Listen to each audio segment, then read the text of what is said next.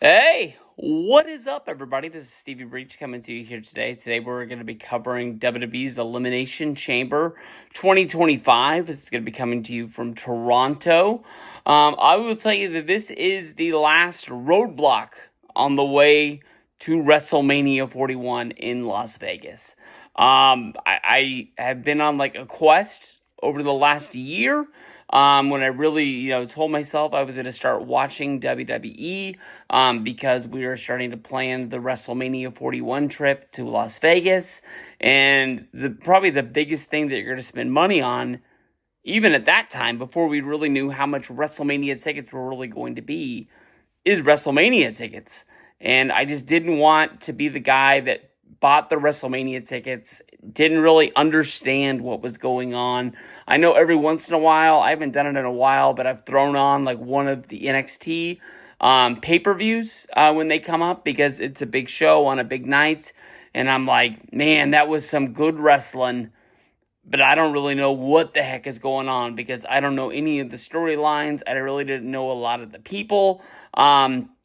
So I just told myself, I'm going to watch Raw, I'm going to watch SmackDown, I'm really going to get into these pay-per-views, and I'm going to care about it. And progressively, as the year went on, I got more and more into it. It was less of like, I'm watching SummerSlam, but I really only care about the Cody Rhodes match.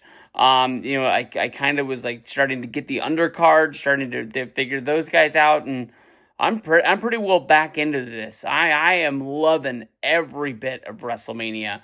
SmackDown last week, I thought it was a good show, besides for that whole thing with The Rock. Road Dogg, who recently just got promoted, he's really going to have to pull out a show next week. And I think they tried to make sense of the whole Rock versus Cody thing with Seth Rollins on Monday, but we'll have to see what's going down. I can honestly say I'm really jealous that my buddy Ravi is going to be going to the show in his home state of Toronto. I got to send a text. I'm not sure if Justin's going to go, but I hope he's going, honestly, because this is going to be a good ball of a show. I mean, over this last year, since being on Peacock, we've really seen WWE in this Triple H era sort of scale down the pay-per-views. They don't need to be big, extravagant events where people need to be looking at the show and being like, yeah, I think it's, worth $40, because there's going to be 8 matches. I'm going to see a lot of superstars. They kind of write a story, and it comes up on a pay-per-view, and if it's not one of the main things that they want to make an exclamation point, they're not going to put it on there. As of right now, we've only got 4 matches. We've got 2 chamber matches. We've got a tag team match, and we have an unsanctioned one-on-one affair, which I'm really not sure if they're going to have a referee out there, or if the referee's just going to be there to, if somebody submits, quits, basically to stop the fight. What we'll have to see. And then there's one big promo that's going to take place with The Rock and Cody Rhodes. There's no WWE Championship match. There's not even a World Heavyweight Championship match for the women or for the men. This is all built around the chambers, and they're going to build up to the 2 biggest belts in the company for the men and for the women. The men's match is going to face Cody Rhodes. The women's match is going to fight Rhea Ripley, little asterisk, if she wins her match against Io Sky. But this really looks like a really fun match. Men's Elimination Chamber is really stacked. You've got 6 of the 7 biggest names in WWE inside this match. It's highlighted by John Cena. He's going to be making his last Elimination Chamber. I believe they're saying this is his last time that he's going to be in Toronto. The farewell tour is on. He really wants to be in the main event spot at WrestleMania. At one point, we really thought that this was going to happen. He was like the overall favorite to win the Royal Rumble. He didn't win it. then people started looking, and they're like, well, John Cena's featured in a lot of the ads for the Elimination Chamber in Toronto next month. I think they knew he was going to be there. I think they knew they needed him to have this match. So somebody from SmackDown's probably going to win the Rumble, and then they can get him through there. After the whole Rock thing, it's kind of wide open. Everybody with a little shade of gray has a chance to win this match and be The Rock's new corporate champion. You've got Damian Priest, you've got Logan Paul, two of the brightest up-and-comers in WWE. Then you've got your veterans who've been there, held championships, been to WrestleMania, Seth Rollins, Drew McIntyre, and CM Punk. Really the guys that run that place. The only thing that can make this match better would have been Roman Reigns. That would have been one of the biggest. They would have gone out there and they would have had to ring the bell. But with that star power, if they would have had Roman in this match, it possibly would have been one of the most star-studded elimination chambers of all time. And they've been doing these things for a long, long time. Women's match, they just recently had the title change on Monday night. So you've only got one of the tag champions in there, Liv Morgan. You've got the whole thing built around Jade's comeback. Is she gonna be in Toronto? Is she gonna play some story involved with Bianca Belair as well as Naomi? Did they both do it? Did one of them do it? Is that gonna build into the WrestleMania story? Are we gonna have a breakup? It could be that. Alexa Bliss, is she the leader of the Wyatt Six? Where the hell is the Wyatt Six? Got some questions there. We've got the WWE living legend, Bayley. And then we've got the new rookie, Roxanne Perez, who's just been brought up. I made a video last week thinking that Roxanne was going to win it. After Monday night, you got to throw both those videos right out the window. They're not worth, the time that was put into them. I think a lot of stuff has changed. That's going to be a really good match. The women's tag team match is a huge question mark to me. Trish Stratus, she's in her 25th year in wrestling. She's a Toronto native. She's homegrown there. You've got Tiffany Stratton, who looks like she could be her twin. She's the rookie on the block. She's holding the WWE Women's Championship. She just recently cashed in the Money in the Bank. She's going to be going up against Nia Jax, who's got Candice LeRae with her. Almost called her Candice Michelle right there. I don't really know what's going down. Trish Stratus is in this match, which would make me think that because it's in Toronto, this is going to be heavily favoriting her. Is she the one who gets the pinfall with the baby faces going over? But that doesn't really lift up Tiffany Stratton.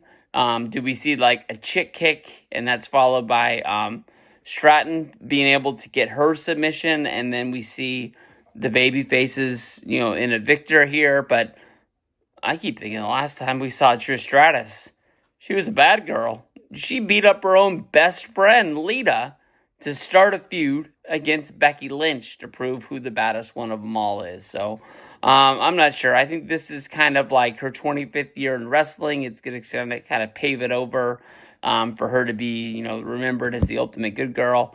Obviously, the babyfaces win here. It's just a matter of, do we see Charlotte, does Tiffany overcome her? And then Canadians' favorite sons. Two guys that are the best of friends and then the best of enemies. It reminds me of Shawn Michaels and Diesel. Unsanctioned match. Sami Zayn versus Kevin Owens. Will we see one of these men die? They are going to go out there and they are going to fight.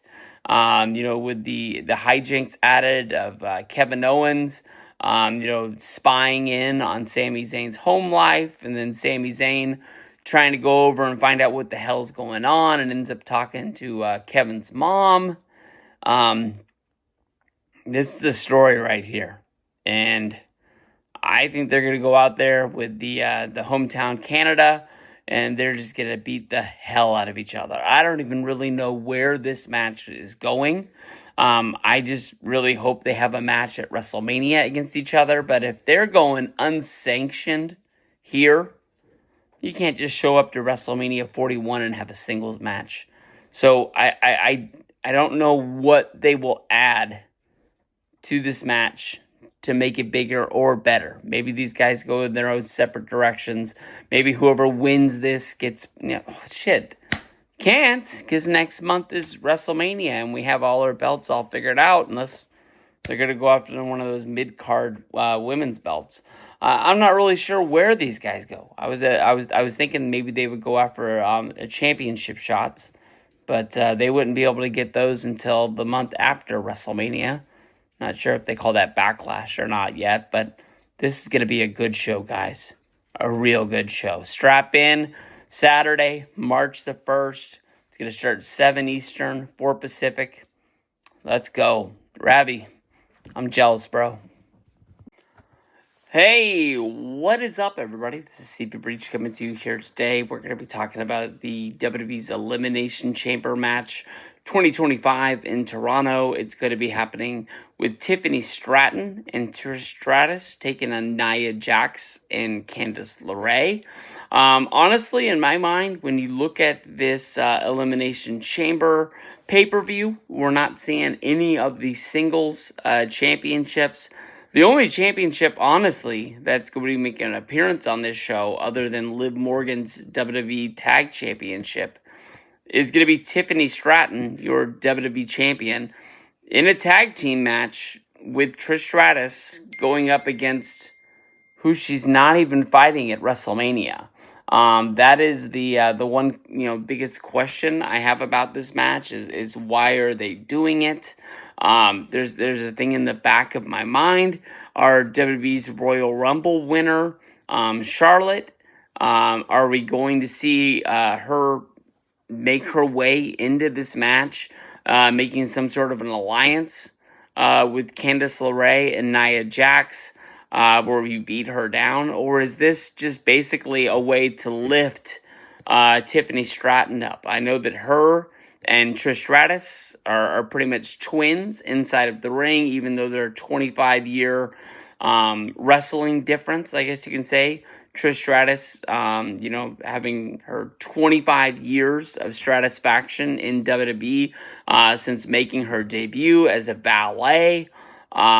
She came a long way to being looked at as a really good women's wrestler for WWE. Those early matches with her, even her first WWF Women's Championship win, that match, I think that was at Survivor Series. I can't remember the year. That match was still kind of sketchy. WrestleMania 20, she didn't even, get used. She just was a manager.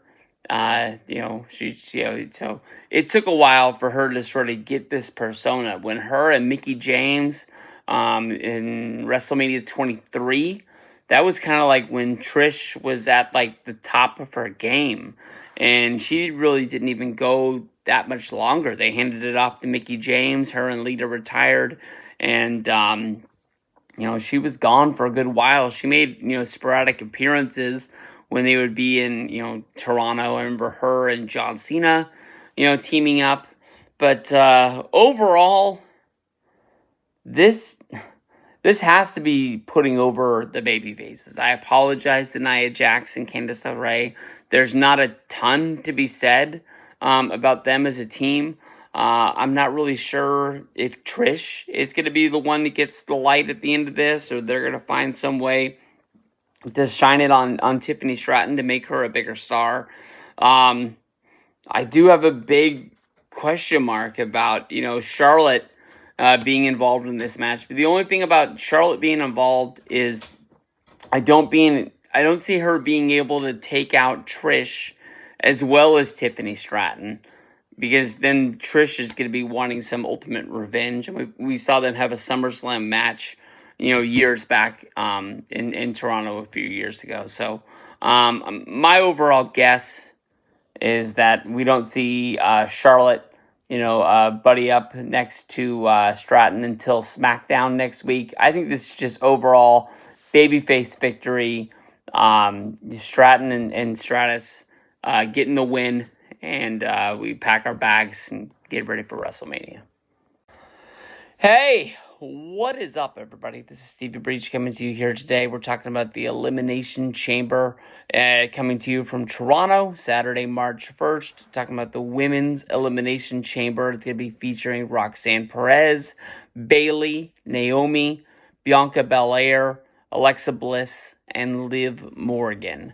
Made a video about this just the other day, and I think honestly now that they changed hands of the WWE Women's Tag Team title on Monday Night Raw with Liv Morgan and Raquel Rodriguez beating Naomi and Bianca Belair. I think a lot of stuff has changed in this match. I think it has got down to a point where I was like, Roxanne Perez, she just came up from NXT. She's kind of like the Cinderella story right now. I think that she's got a chance to win it. I think we throw everything out the window and we just start from scratch and just break this down. I think a lot of this with the Elimination Chamber match revolves around Jade Cargill. Jade Cargill, I don't think that we're going to see her at the Elimination Chamber. I don't think we're going to see her on SmackDown this week, but I do think we are going to see Jade Cargill on the road to WrestleMania. Before WrestleMania, Jade Cargill will make her return, and I think that who threw her through the car window is going to play a lot into fact. How we start with Jade Cargill is that the reason Jade Cargill got put with Naomi as well as Bianca Belair is that she came into WWE with a lot of buzz, that she was a big free agent signing from AEW, but AEW put a championship on her and didn't quite really know how to use her, and she was supposed to be like with the Giant, a.k.a. The Big Show, when he jumped from WCW to WWF. Vince McMahon was supposed to turn Paul White into Andre the Giant. As we saw with The Big Show and him turning babyface to heel. I mean, he did it probably 3 to 4 times alone in his first year in WWE. Overall, his whole career, probably over 100 times. They really didn't know what to do with him.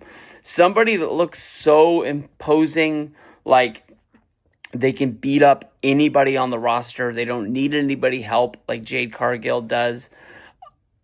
They're hard to book. You don't know to make him a bad guy. You don't know to make him a good guy and try to get support behind him. When somebody looks like that, it's hard to like build up like a rapport with them because nobody really is on the same level with them of like just being able to, they can kick everybody's ass on the roster. I think that Jade got put with Bianca as well as Naomi to try and be like, not coaches, but like friends. Sort of like teach them the road as she's going along. She still needs help in matches. You can train in the gym for days, and they figured that she just needs to get on the road and she needs to work in front of a crowd. Not that AEW doesn't have crowds, but that's what's gonna get it. So when Jade comes back, I don't think it's gonna be the team of Bianca Belair and Naomi that turned on her. I think it's going to be one or the other. Somebody who felt like they were being the third wheel of the group that wasn't, getting the limelight that they wanted. Both Bianca Belair and Naomi, former champions in WWE, they're a really good team. They're a really great tag team. I think there's a lot of people that, would like to see them have a match against each other at WrestleMania. I think that one of them is the one guilty of hurting Jade. I'm guessing that it's going to be Naomi who threw Jade through the car window. And that way when Jade comes back, you can still put Jade with Bianca Belair as a team. They could be a tag team. They could fight as singles. But I think that would work because of how big of a star Bianca Belair has been in WWE and how big she is. As soon as they want to put the gas on her again, she's going to be the John Cena of WWE. The only real problem I ever had with Bianca Belair when she was the women's champion, it didn't seem like she ever took an L. She never lost. She never got beat up. She was never the underdog who came from behind. She just won. And she won. And she won. And honestly, it just got boring to me. And that's just why I didn't get it. So, in my mind, I think it's going to be Naomi who hurt Jade, and then Bianca is going to be the one that helps her. Now, because of that, I don't think either one of them is winning, because I think they might be facing each other at WrestleMania. With Liv Morgan, winning the WWE Tag Team Championship, her and Raquel basically saying that they used the situation to put themselves into the tag team title picture. Now that they have title gold, they're able to say, hey, we didn't do it. I think the best quote from her is that basically, hey, when I do things, you know about it. I'm not afraid of the smoke. I'm basically going to be running my mouth telling everybody what I did. I put myself in sticky situations and I get myself out of them. I'm sort of painting myself into a corner. Now we got Alexa Bliss. She says that, she's the leader of the Wyatt Six. I can't tell you the last time that I've even seen the Wyatt Six. I don't know if they're a group, if they're being held off television, if there's an injury. They don't know what to do with them, but I'm awfully surprised that you bring Alexa back and you don't really have the group for her to work with. We see the static and the things in her interviews. We know that they're around, but we just physically can't see them. Bayley, to me, she got her shot last year. She wasn't able to finish the job. I don't want to just throw her out and be like, nah, it's not going to happen. I just don't see Bayley winning this match. Roxanne Perez, I had her as the overall favorite, thinking that she would be the big Cinderella factor in this match. But I think now, with the whole Jade fiasco, I think that Alexa Bliss is winning this match. Now, I really don't understand what's going on with Rhea Ripley and Io Sky. They booked this match when they easily could have done it 2 weeks ago. They could have done it last week. I don't know what the thing is about doing it after the Chamber. Normally, you have your women's winner of the Elimination Chamber match. The fireworks go off. You can bring down the champion. They can have a face-off. They can point at the WrestleMania sign. And we're on the road to WrestleMania. Now, they're going to have to come down. They're going to have to sit at commentary on Monday Night Raw and see Io Sky wrestle against Rhea Ripley. And I think that's how the whole thing has huge fireworks. If Naomi wins that match, then you can have Bianca be involved as well as Jade with Rhea. I think that builds to like some sort of a tag match if you do Io Sky and Rhea Ripley against whoever the I don't even know what I did right there, but I don't know. There's a lot there built around the Jade thing, but I think right now my pick for the Chamber, Alexa Bliss. Hey, what is up, everybody? This is Stevie Breach coming to you here today, driving home. Pretty good day. Started off my day buying that Monday Night Raw ticket for the night after WrestleMania. Pretty pumped, a little expensive, but hey, it is what it is. It's the exclamation point on the week of WrestleMania, headlined by The World, by WrestleCon, the Major Wrestling Figure Podcast, and WrestleMania. And now we're going to be adding Monday Night Raw. I don't know if I'm going to add any other shows. I know that I'll probably have some downtime in there. Maybe if I can get a SmackDown ticket on like the cheap. Sounds like it might be something fun to do, especially with the Hall of Fame being added on the end. But I kind of like don't want to miss out on anything that's going to be going down. But we'll see what's going down. Last night, Monday Night Raw, really good show. Headlined by Rollins going up against Finn Balor. I knew that Rollins was going to win. I really wanted Balor to really have a really good match. I don't know where he's going to fall when it comes to WrestleMania, but I mean, it looks like it might be like Dominic versus Finn Balor for the balance of power in the Judgment Day. Maybe Dom, Carlito, and whoever this new member that Dom wants to get, maybe they add like the LWO or like the bad LWO. Maybe they just kind of like join forces.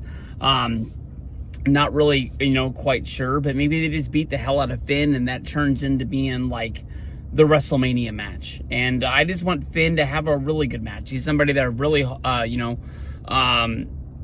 hope for, that it was really going to have a good spot in WWE. I thought it was awesome when he got the Saturday night's main event World Heavyweight Championship match.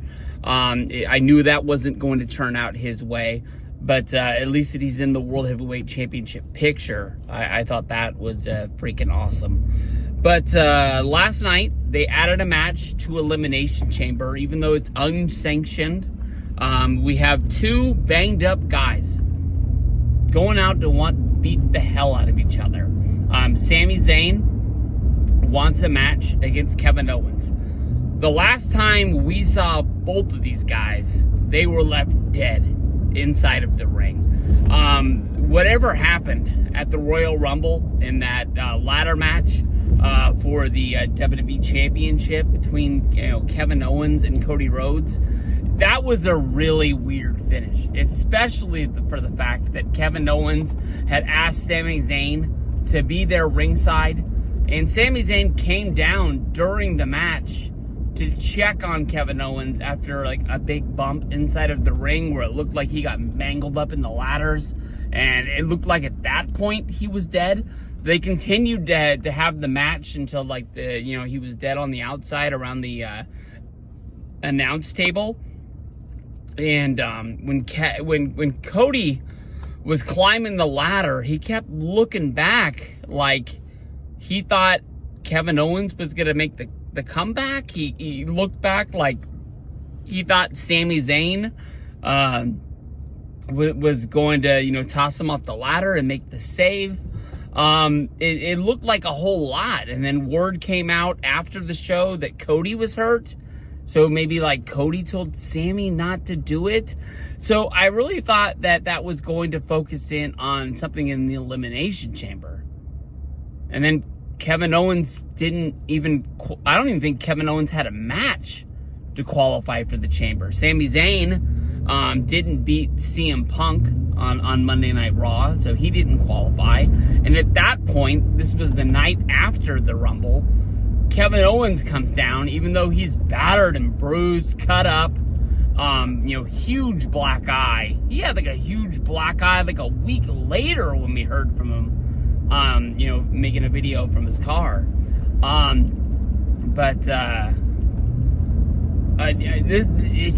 It was weird. You didn't know why Sami didn't get involved. Was it just that's the way it was supposed to play out?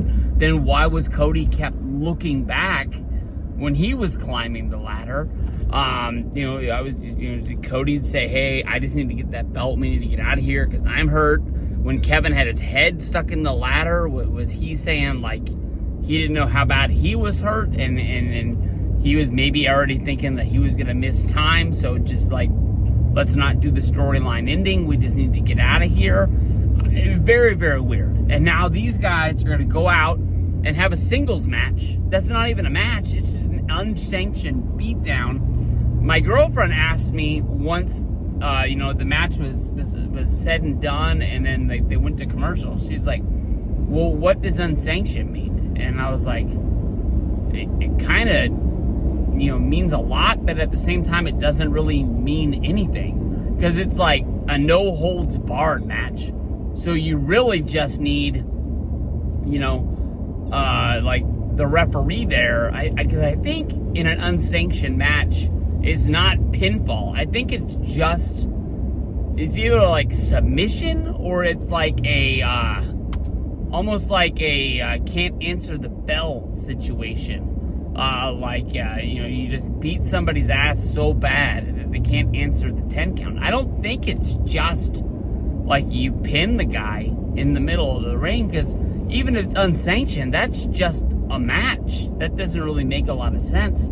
I don't really know where they go from here, because for them to have an unsanctioned match, I understand the storyline is both of them are beat to hell to the point where they can't pass medical, they can't get clearance from the guys in the back, storyline wise, I guess you can say. But like, do they beat the hell out of each other, blow each other up somehow, and then just come back and have a singles match for WrestleMania? Because that's where I thought we were going to end. I honestly thought that it was going to be like Kevin Owens qualifies for the Chamber.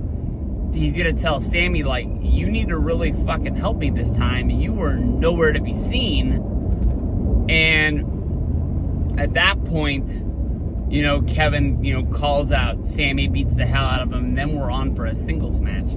You got to remember, this is WrestleMania 41. These guys had a WrestleMania match at WrestleMania 37. They were involved in the ladder match at WrestleMania 32. I know that they had their battles in ROH. They had their battles in NXT. You got to think that's like one of the coolest debuts of all time.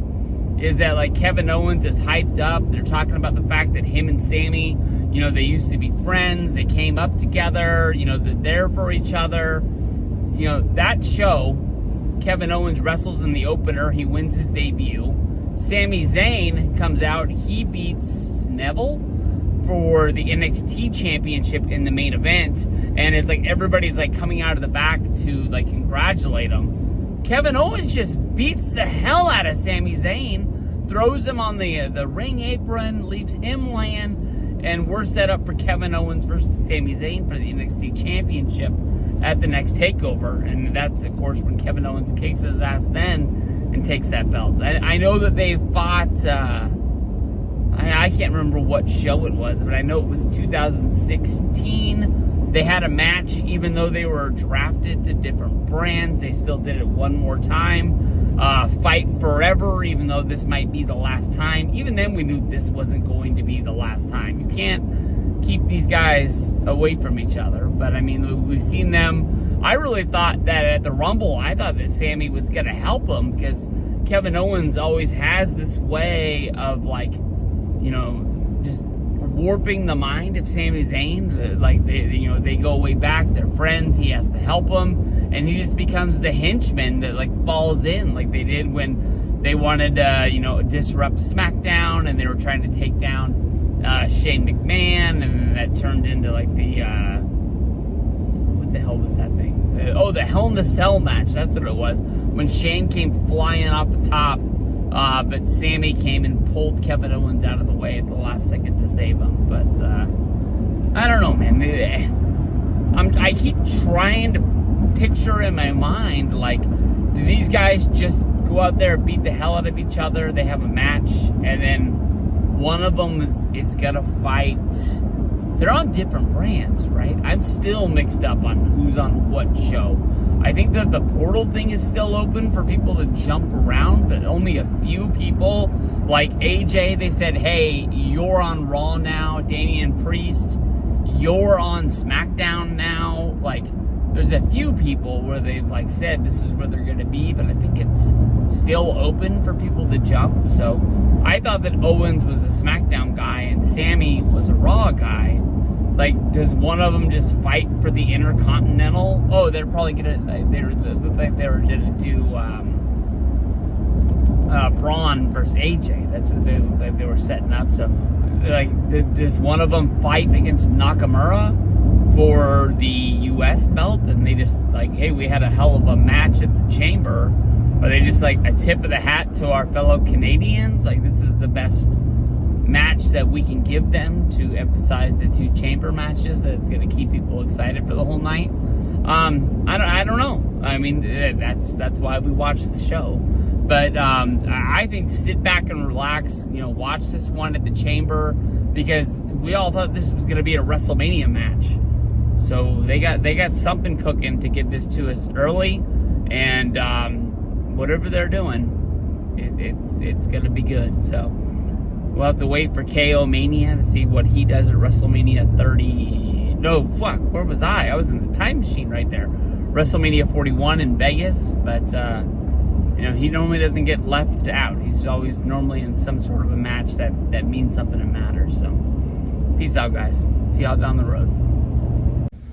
Hey, what is up, everybody? This is Stevie Breach coming to you here today, driving home from a good day of work. Elimination Chamber. Coming up on Saturday. I should be talking about the men's match. I should be talking about the women's match. I can still not wrap my head around Cody Rhodes and The Rock. There's a segment that's going to be there. It might even be the main event of the Elimination Chamber. It might go on last. It might be more important than who wins the men's Elimination Chamber. In my mind, The Rock wants Cody to say that he's Team Rock. He's going to be the corporate champion. He's going to do what The Rock wants him to do. In my mind, there's no way in the world Cody Rhodes accepts this offer from The Rock. I understand he wants to be a better champion. He wants to be better than his father in the world of professional wrestling. He talked about the fact that Dusty Rhodes was running an independent organization as well as wrestling for like ECW. I'll tell you this much. I was in Atlanta and I was at an ECW taping and Dusty Rhodes came out and he fought Steve Corino. I think it was like Dusty Rhodes' debut for ECW. And I was so shocked that Dusty Rhodes was there. I was shocked for a lot of different reasons. One, I thought Dusty Rhodes worked for WCW, which meant that he couldn't go to ECW. I thought that Dusty Rhodes was retired and he would never wrestle again. But more than anything else, I thought Dusty Rhodes was rich beyond his belief. I thought that Dusty still had the riches from the 80s where him and Ric Flair were going back to back, buying fur coats, buying swimming pools, trying to drive the longest limousine in order to top the other guy. I didn't realize that, they were spending $1 for every 10 cents they made. I just could not believe that he was out there. And, Cody wants to make sure that him and his family live comfortably. And, when it's time for him to say he's done, he's not forced to keep showing up to bingo halls across the country to make those weekend paydays. I don't know. I keep thinking more than anything else about The Rock is offering Cody guidance. He's offering, in a weird way, he's offering to be like his father. He's trying to be that figure who's going to mold him to be like he is. He wants to raise his star value from where he is now to being able to be in movies, to make his own Moanas. and things like that. But I think he's offering friendship.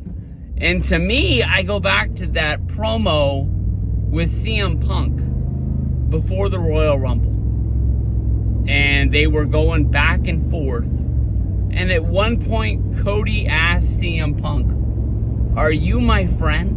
And I remember at that point thinking that Cody was concussed. That, you know, he had been beat up by Carmelo. He had been beat up by... Who did he have a match against? I think Cody had a match right before that promo. I just can't remember who it was with. So he had been through like 2 tough things. And I thought Cody was out of his mind. And I thought maybe he had been concussed. But they had to get through this promo in order to end the show. And they couldn't just end the show without it. And he asked CM Punk, "Are you my friend?" And Punk said that he was. And because of that, he would tell him that he was going to the Rumble, he was going to win it, and he was going to shoot him right between the eyes. Because CM Punk wants that championship. He wants to be the number 1 guy in the company. And then last night, Rollins came out. And Rollins, you know, said, "Do not make the mistakes that I made.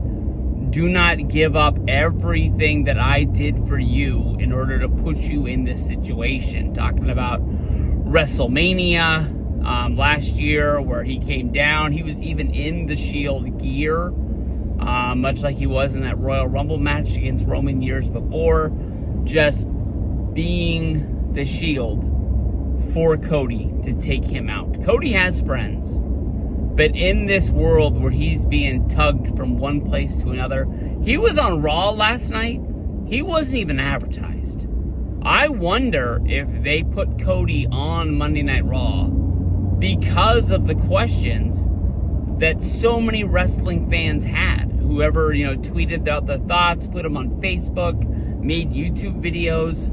What the hell happened last night on SmackDown? SmackDown got a lot of bad buzz. A lot of people saying it was one of the worst SmackDowns in so long. I didn't think that it was a horrible episode of SmackDown. I don't watch SmackDown a ton, but I watched it because they said The Rock was going to be there. And lucky for me, they didn't put him on at the end of the show. But they put him on, I believe, at the second hour. And it took the wind out of my sails of just being like, what the hell happened here? The fact that The Rock, like, came out, was friendly like he was at the beginning of the Netflix thing, and then he turned heel, and then, you know, he started, like, singing along with the fans. It all started with him picking up that cell phone, which I don't think was, like, set up or anything like that, being, like, a man of the people.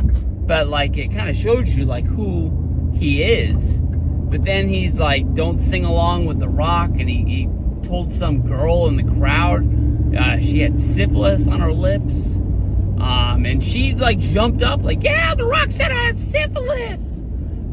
It just was, it was weird. I mean, that's the only thing that I can say about it. So I think it would be funny if, like, The Rock just wanted to make Cody Rhodes his corporate champion. Cody's going out there trying to, you know, fight his fight and you know, come out on top and win his fights.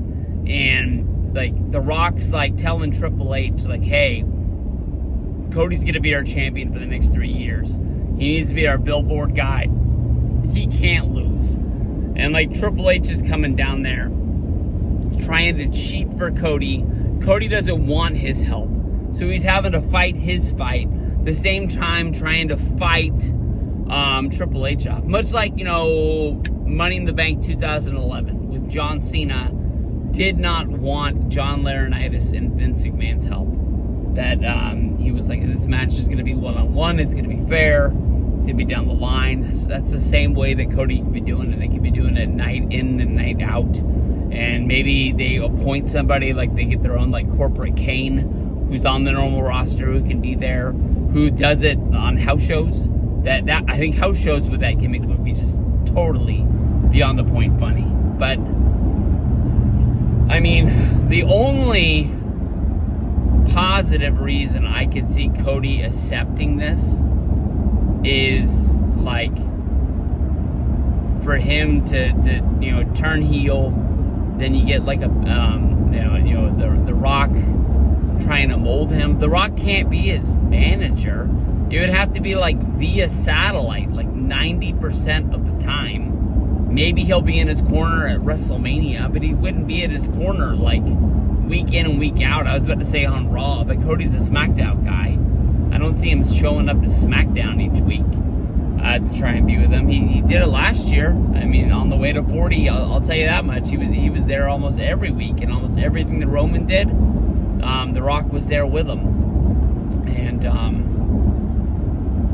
I mean, if he doesn't, if he tells Rock to his face, like, I can't do this, like, I'm done, does, like, Rock just whoop his ass right there? And if he does, that sets up a feeling in your head of, like, we're going to have a match, Rock versus Cody at WrestleMania. And now, if it has or if it hasn't happened, what does the Chamber even mean? Does The Rock just say, like, fuck the Chamber, you guys saw a good match, we'll say John Cena wins it, John Cena's going to fight CM Punk at WrestleMania, and it is what it is. We'll get you your title shot somewhere down the line, like when Scott Hall won World War III, and Hollywood Hogan kept on cutting in line to get the WCW title shot, and then finally, when it looked like the Outsiders were going to lead the NWO, he let him have the title shot at like Spring Stampede, I think it was, or something like that, and that was your main event match. But I mean, if it doesn't, does Rock just go down the line? Does The Rock go to the Chamber? And, like, does the Rock beat up Damian Priest and enter the thing on his own? Does he go to the winner of the Chamber and just try and, like, say, hey, I tried to give this to Cody and he didn't want it. Drew McIntyre, you've been a good champion. You re-signed with WWE because of me. Do you want my help? And maybe somebody like that takes it. But I'm not quite sure. What happens from there? I don't know. I really don't know which way it goes. It could go either way. Cody Rhodes has been one hell of a bad guy, and he could do it again. I mean, he pretty much, I'm pretty sure he was heel all the way up until the birth of AEW, especially in Japan. Maybe like when he went on independent shows, he was cheered so much. Maybe he just did babyface stuff there. But I don't know. This is going to be a weird thing for WrestleMania. It's going to be a weird thing for the Elimination Chamber. Like I said, this is the one thing that more people are talking about more than anything else. It could be the main event. It could be the last thing last. I mean, we could have a winner where I think as of right now, it makes sense if Cena wins it, Punk wins it, Rollins wins it. Either one of those won it. And we can know that that person's going to fight Cody Rhodes. And it could just be The Rock out there saying, like, do you want my help in your fight against this guy? If Rock goes to Punk, I don't think there's any chance that Punk accepts what's going down. So I think that would kind of cross Punk off my list of winning the Chamber.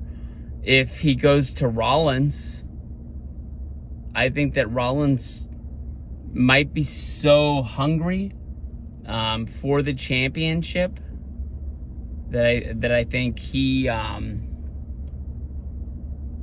could do it. Cena's a fun one because I really think about that little heel turn that he did at the Royal Rumble when he went in after the match ended to attack Jey Uso and then changed his mind. And then he started like patting him on the back. if The Rock went to Cena and was like, hey, you want your last run, to go out on top, I can make it happen for you. But if Cena's already won the Elimination Chamber, there's no doubt in my mind. But what if Cena doesn't win the Chamber? And what if Cena thinks that he is not going to get a title shot in his last few months? If you remember that promo he did before the Royal Rumble, when he said that he was going to be in it and he was going to go out there and win it because that's what he does, even though he hasn't won a match in 2 years, I think he said, or something weird like that. That I don't know, if Cena loses, I think there's a good chance that Cena and The Rock hook up, which sounds freaking weird. King of the part-timers? Oh, I guess we already had that with Roman. Roman's not really full-time that much either, so the Rock and him are around. But really, part-timers. Cena and Rock, the two guys that we see the least, I guess you can say. But I don't really know which way this is going, guys. I don't have any other way to put it. We're just going to have to watch it. That's what makes this shit fun. Peace out. Well. The men's WWE Elimination Chamber match at 2025, March 1st, Saturday, coming to you live from Toronto. This right here is the biggest roadblock on the road to WrestleMania. This here is a huge match. At one point, I was saying that I thought that this men's Elimination Chamber match was quite possibly one of the biggest matches that WWE's ever put into the Elimination Chamber. I'm not really quite sure, why, but Roman Reigns was left out of this match. That's a lot of huge star power. I don't want to knock Damian Priest. He's a really good superstar. I really like him. But if this match would have been what we all thought it was going to be the night of the Royal Rumble, with Roman Reigns, Logan Paul, Seth Rollins, CM Punk, Drew McIntyre, and John Cena, I really don't know at this time, with the WWE roster the way it is, how you could have made that match any more star-studded unless you made Cody Rhodes defend and maybe you took Logan Paul out. And then that's just gangbusters. I mean, I got stars coming out of my eyes thinking about that match. There's no way to talk about this match for the Elimination Chamber unless we mention The Rock and Cody Rhodes and what the hell happened last week on WWE SmackDown with The Rock, basically being a babyface, turning heel, being a babyface, turning heel, putting over Cody Rhodes, putting him down, trying to lift him up, and then just putting him in a corner. I really don't even know what The Rock wants from Cody Rhodes. I don't know if he wants to be his manager. I don't know if he just wants to point and, say, do this, and he does that. I don't know how The Rock is thinking that he's going to make Cody a bigger star. All we know is unless The Rock shows up in a mood on Saturday in Toronto, all we know is that the winner of this match is going to headline, more than likely, the main event of Sunday's WrestleMania for the WWE Championship. That is what this match is supposed to be. The winner of this earns the undisputed WWE title match against Cody Rhodes. All of us think that if The Rock wants, he could just cut in line and just say he's going for the championship. It's going to be him versus Cody. That's the match that people want. There's people out there that really think he's going to do that. Then, what does that leave for this match? I'm not quite sure. So in my mind, I think they're going to have a segment whatever happens at the end of that segment is probably going to impact this match. Could The Rock try to get Rollins to flip? I don't think he's going to be able to get Rollins to flip in one night. Unless they plant the story that Rock's been talking to Rollins for a year. And they could set that up over a night, and I'm sure they could, possibly pull out some clips and show things at times when Rollins was saying one thing, and it really is going to be casted off as another. Could he go after somebody like Damian Priest? Just moved over to SmackDown. He's held the WWE Championship. He had a little bit of a run. He lost it to Gunther. He's going to be hungry to get back into that title picture. Is that something he would do? Definitely. Logan Paul would do anything to be a star as big as The Rock. Drew McIntyre, I think he's the only person in this match who likes what The Rock is doing in WWE. I've talked about it a lot of times, how I believe that Drew McIntyre is my favorite character in WWE as of right now. He might not be my favorite, wrestler that I choose to root for, but I love the fact that he has his head screwed on and he believes he is the only good guy in all of WWE. He thinks that, Cody sways wherever he wants to go, wherever he thinks the right way to go is. Some guy that backstabbed him last week that are going to be best friends this week. He doesn't believe anything that comes out of CM Punk's mouth. He thinks he's the same guy who got fired from AEW. He's the same guy who walked out of WWE when he didn't get his way. He believes that Seth Rollins would, basically hit his own mother and father with a steel chair if it was going to get him closer to the WWE picture. He's going to talk trash on anybody and everybody, and it just doesn't really matter.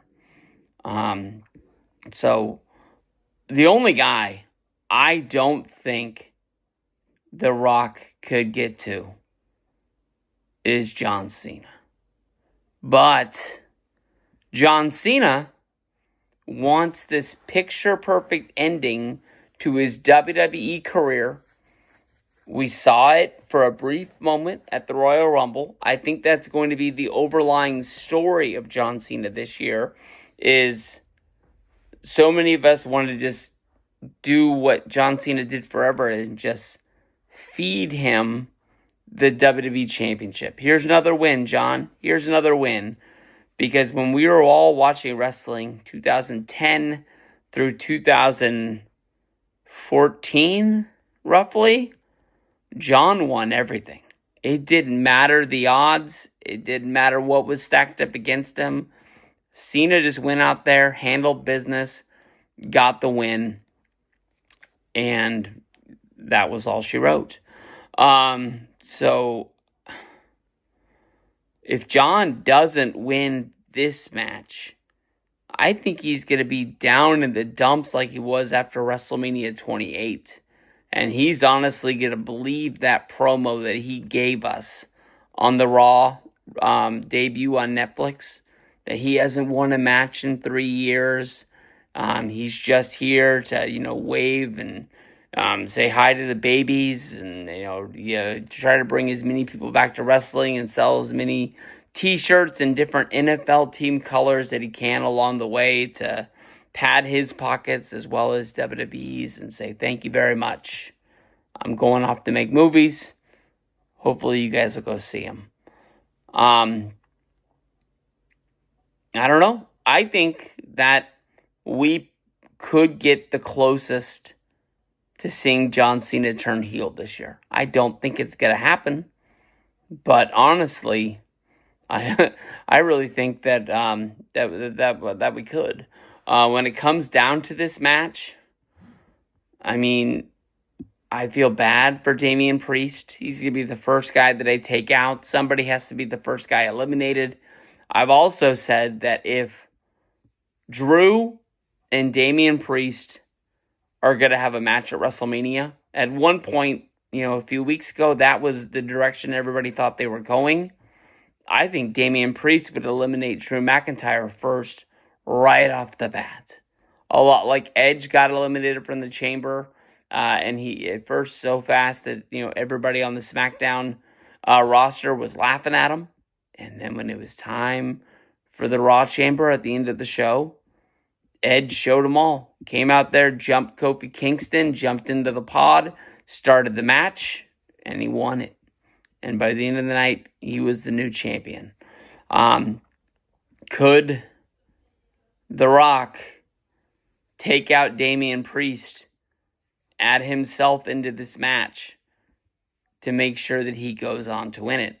If The Rock adds himself into the match, if you remember last year at WrestleMania in the main event, John Cena came down to take out Solo Sikoa.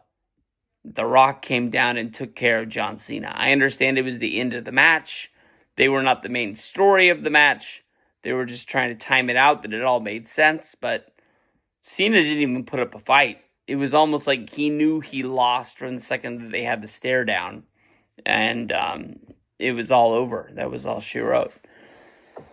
I don't know, man. If I'm making my overall pick right now, I'm just picking with my heart. I'm telling you the match that when it was first put up on the board and they said, this is probably what we're going to get for WrestleMania, and I said, that's the match that I want to see. I'm picking John Cena to win this match. I think he's going to be the overall victor. If we get Punk to win this match and it's Punk versus Cody, I walk out of there happy. If Drew wins it, I'm going to have a little bit of a question mark in the back of my head. If he's going to be joining up with The Rock. And then I'm going to be asking where we go from there with a lot of guys. And I'm ready for Raw on Monday. I'm ready for them to tell me the story, tell me what I'm seeing. If Logan Paul wins it, I'm going to come off just overall hugely surprised. And Seth is a guy. I think he could win this match, and we could have Seth versus Cody. Cody wouldn't even have the success that he's having if it wasn't for Seth last year. And is Cody going to repay the favor and have one hell of a match with him at this year's WrestleMania to see who the best of them two would be? We haven't seen Cody and Seth. Seth never, asked for a title shot. He never asked for anything other than the friendship of Cody Rhodes last year. And Cody kind of slapped him in the face by teaming up with Roman and helping out the bloodline. So there's bad blood there. I know that story's been told with Kevin Owens, but Seth probably has the same questions. But, we saw them in the ring on Monday, and Seth was telling Cody, I understand why you did what you did, and we'll have to see.